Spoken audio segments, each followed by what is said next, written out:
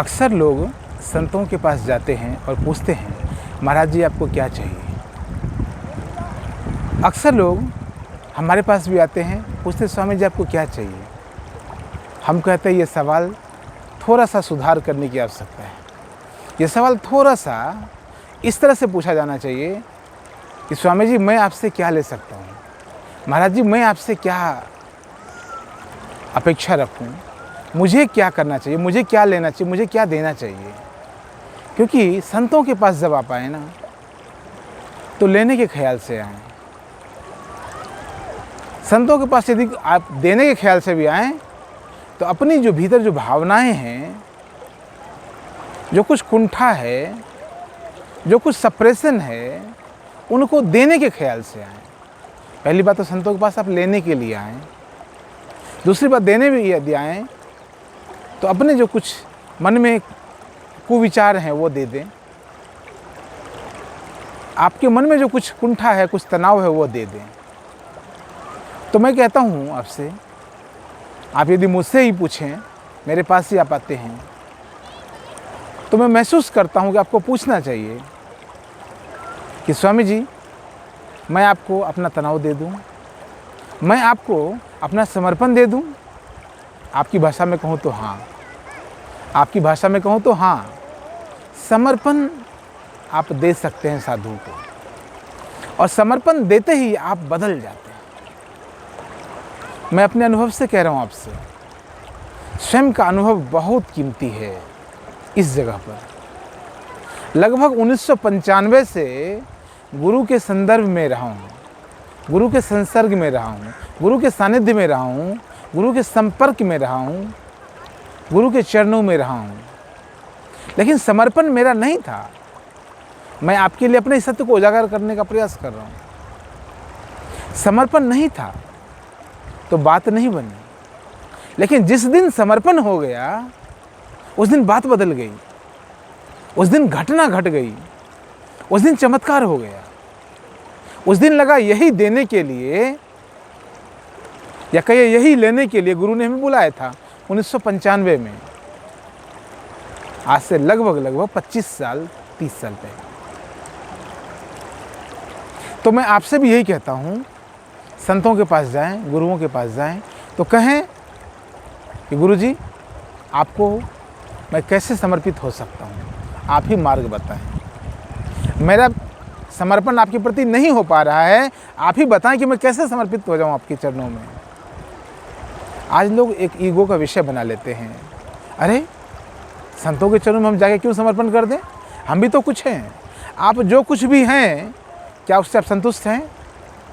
आप जो कुछ भी हैं यदि उससे संतुष्ट हैं तो किसी संत के पास जाने की आवश्यकता ही क्या है?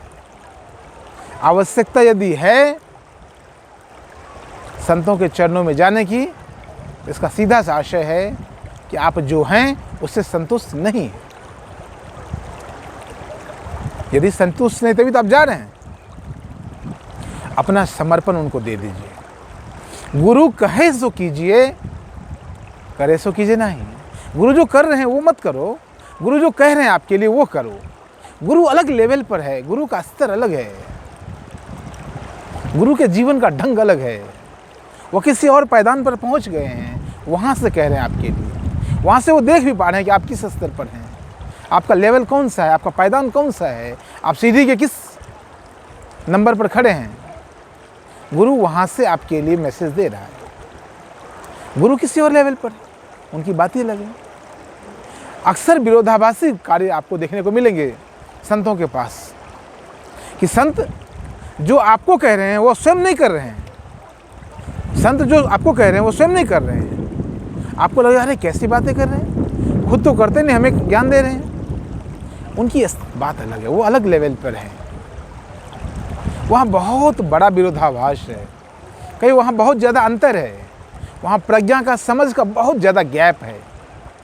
इसलिए वो बात आप तक पहुँच नहीं पा रही है, उनके कार्य आपको प्रभावित नहीं कर पा रहे हैं। इसलिए गुरु कहे सो कीजिए, जो गुरु जो कहता वो करिए। अब मैं क्यों आपको प्रवचन दे रहा हूँ, इस विषय पर मैं आपको क्यों ज्ञान दे रहा हूँ? फिर तो मैं भी उन्नीत रहूँगा नहीं, मैं अपने अनुभव से आपको कह रहा हूँ। गुरु ने मुझे कहा था लगभग 98 ईस्वी की बात, 1998 की। लेकिन मैंने किया नहीं। मुझे लगा मैं भी तो कुछ हूँ, मैं भी तो कुछ जानता हूँ, मैं भी तो पढ़ा लिखा हूँ, मैं भी तो पढ़ने में इतना तेज हूँ।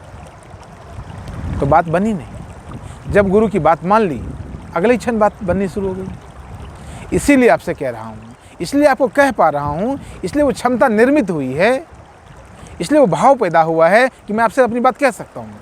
अब बड़े जोर से कह सकता हूँ, ठोक के इस बात को कह सकता हूँ, बड़ी मजबूती के साथ इस बात को कह सकता हूँ आपसे। गुरु जो कहते हैं वो करिए। गुरु को देने के लिए की चीज़ है वो समर्पण। आप समर्पित हो जाइए, आप भी पा लेंगे जिसे गुरु ने पाया है। नहीं पा पाएंगे यदि गुरु ने जिसे पाया है, यदि आप समर्पित नहीं हो पाएंगे तो। इतने लोग आते हैं संतों के पास। यह तो हरिद्वार है, माँ गंगा का पावन क्षेत्र। यहाँ तो संत ही संत हैं, हजारों हजार आश्रम, लाखों की संख्या में संत और करोड़ों की संख्या में शरणार्थी, कह लीजिए इच्छुक, कह लीजिए उनके फॉलोवर्स, कई आगंतुक, जो भी शब्द आपको इस्तेमाल करना है कर लीजिए। फिर घटना क्यों नहीं घट रही? फिर लाखों लोग क्यों नहीं पहुंच रहे हैं? फिर हजारों लोग क्यों नहीं पहुंच रहे हैं? क्योंकि समर्पण नहीं दे पा रहे हैं। आप अन्नदान, फलदान, तुलादान करके चले जाते हैं। आप अन्नदान, धनदान, फलदान, तुलादान इत्यादि इत्यादि दान करके चले जाते हैं, वस्त्रदान करके चले जाते हैं। अपना समर्पण नहीं दे पाते गुरु को। गुरु को समर्पण दीजिए, और कुछ देने की आवश्यकता नहीं है। और आप क्या दे पाएंगे? एक संत को भला चाहिए भी क्या? संत का ख्याल रखने के लिए परमात्मा खुद उतर आता है। यह भी अनुभव से कह रहा हूँ। संत का ख्याल रखने के लिए परमात्मा स्वयं पीछे पीछे चलता है। तो आप क्या कर लेंगे? उसकी आवश्यकता नहीं है, उसकी अनिवार्यता नहीं है। अनिवार्यता है आपके समर्पण की। आप समर्पण करिए, घटना घट जाएगी।